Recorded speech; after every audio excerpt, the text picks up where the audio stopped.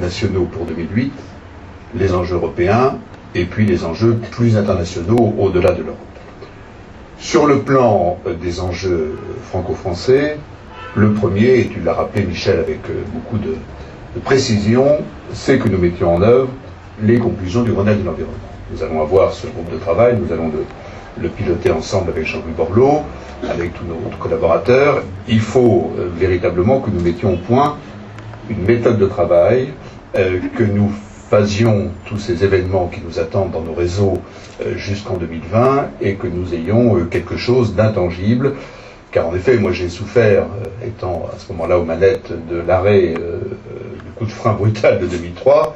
Et après, pour bien que je sois pénétré de cet esprit, on m'a donné au budget pour que je sois en mesure de l'appliquer. Bon, ça c'est les malignités de la vie politique. Et il faut véritablement, dans ce domaine des transports publics, comme d'ailleurs dans tous les domaines de la gestion de nos collectivités territoriales, qu'il y ait, quels que soient les changements politiques, quels que soient les aléas économiques, quels que soient les problèmes de gestion budgétaire qui ne sont pas simples dans un pays comme le nôtre, pour qu'il y ait des règles, une continuité, et que les élus, les équipes, nos équipes d'urbanisme, les directions des transports, dans toutes nos collectivités, sachent comment les choses vont aller, que les citoyens le sachent également. Donc il faut que nous établissions dans ce groupe, Michel, rapidement ensemble, il va se réunir bientôt, Marc, je crois que les premières dates sont en train d'être fixées. Je vous dis ça pour vous les fixiez d'ailleurs au passage. Il faut que nous ayons une méthode de travail connue de tous et qui vaudra parole de l'État et engagement de l'État et des collectivités pour les années à venir et qu'on puisse travailler dans de bonnes conditions. Ça c'est le premier point. Le deuxième point, puisque nous sommes pour beaucoup de collègues élus ici présents, et je suis aussi un élu local, pour ça j'utilise le nous, nous sommes dans des situations de débat républicain dans nos communes, dans nos départements. Ce que je souhaite, c'est que le débat sur les transports soit un débat de qualité dans nos collectivités. Et quand on observe en effet le travail fait dans les communes, dans les autorités organisatrices, dans les départements, les régions, on s'aperçoit que par-delà les différences politiques qui sont à l'honneur de notre démocratie, il y a maintenant dans ce pays un consensus assez large, avec bien sûr des différences d'appréciation, des différences de vision, mais un consensus assez large dans toutes les grandes forces politiques démocratiques pour mener des politiques de transport au service du développement durable et favoriser le transport collectif. Donc moi je souhaite qu'il y ait, non pas unanimisme, parce que l'unanimisme c'est toujours assez castrateur, mais qu'il y ait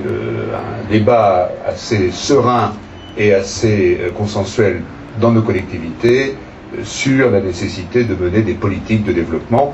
Et je le dis en particulier dans nos villes, dans nos communautés d'agglomération, dans nos communautés urbaines, et je pense aussi au département. Mon département est adhérent du CAR, c'est à ce titre que j'ai été vice-président auprès de Jacques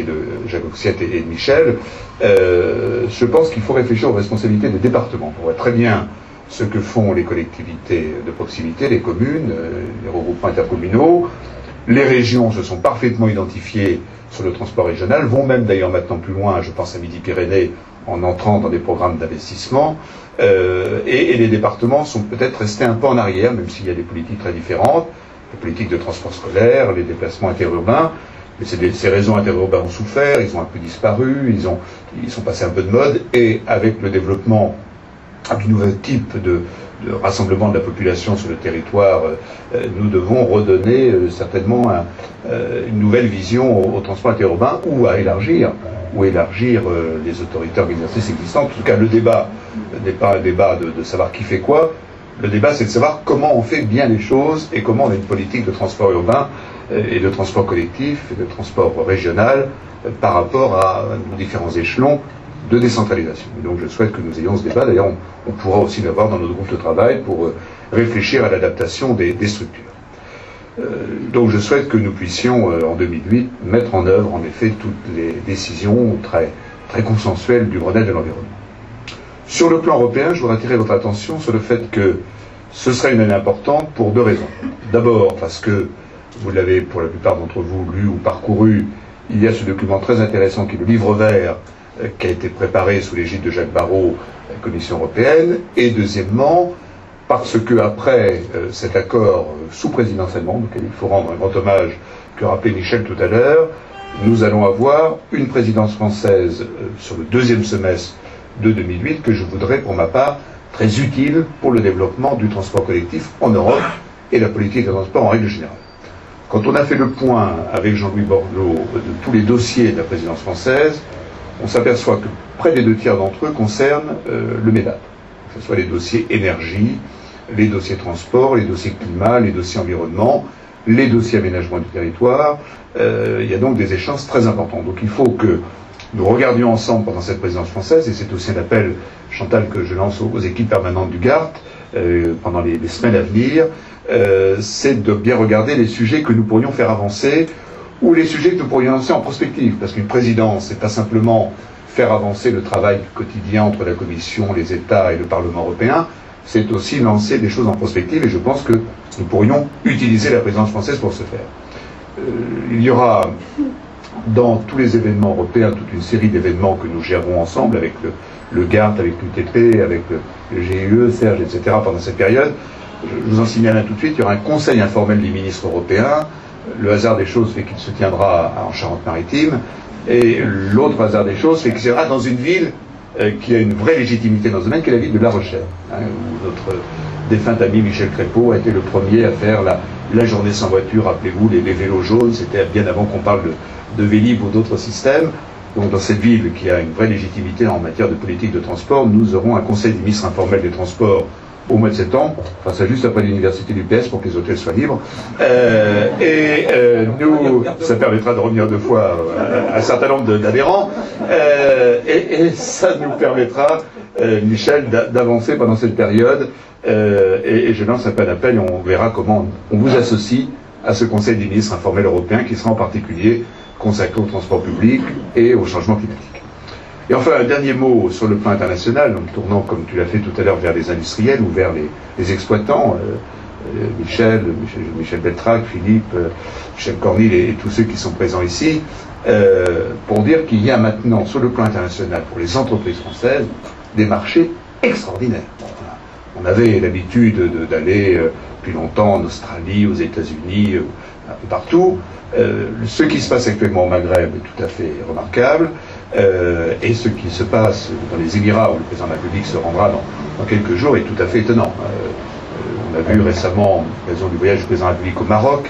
tous les projets existants, on les a vus en Tunisie, on les reverra à l'occasion du voyage du président de la République, on l'a vu en Algérie, et puis il y a des choses assez étonnantes. Enfin, je veux dire, aujourd'hui, permettez-moi ce mauvais jeu de mots, s'il y a quelque part une mecque du transport public, c'est à Dubaï. Alors, certes, c'est lié à de l'argent, qui arrive du monde entier, n'empêche que si on regarde les projets de métro, les projets de tramway,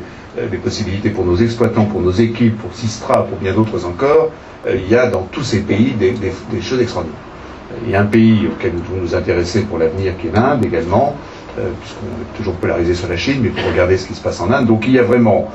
pour nos industriels, avec la qualité de leurs produits, pour les équipes de nos réseaux, nos ingénieurs, nos techniciens, nos économistes, pour les grands réseaux français qui regroupent des exploitants à tous les niveaux, pour nos entreprises publiques ou privées, à l'international, des possibilités de développement et des conséquences sur l'emploi dans notre pays et des possibilités de richesse qui pourront se transformer en richesse sur le sol national, dont les citoyens français auront le bénéfice dans les technologies ou les capacités de leur propre réseau. Donc ça fait vraiment pour nous un enjeu extrêmement important. Je serai la semaine prochaine en Argentine, où il y a un petit début, grâce à Jean-Marie Bockel qui a prêté les voitures du tram de Mulhouse, un petit début d'exploitation de tramway, mais où nous allons pénétrer sur un grand marché de construction d'une ligne de TGV, la première sur le continent américain pour le groupe Alstom, et ça veut dire que derrière cela, dans la dessert des grandes métropoles du continent sud-américain et ailleurs, il y a certainement des possibilités sur lesquelles maintenant nous pouvons en première ligne arriver, comme nous l'avons fait déjà dans des marchés plus traditionnels. Voilà, moi je souhaite une très très bonne année au GART et à chacune et chacun. Je souhaite à tous mes collègues élus qui sont présents ici, quelles que soient leurs étiquettes, de succès de leurs idées et de leur engagement auprès des électeurs de leur commune ou de leur département. Et je vous souhaite à toutes et à tous une très très bonne année.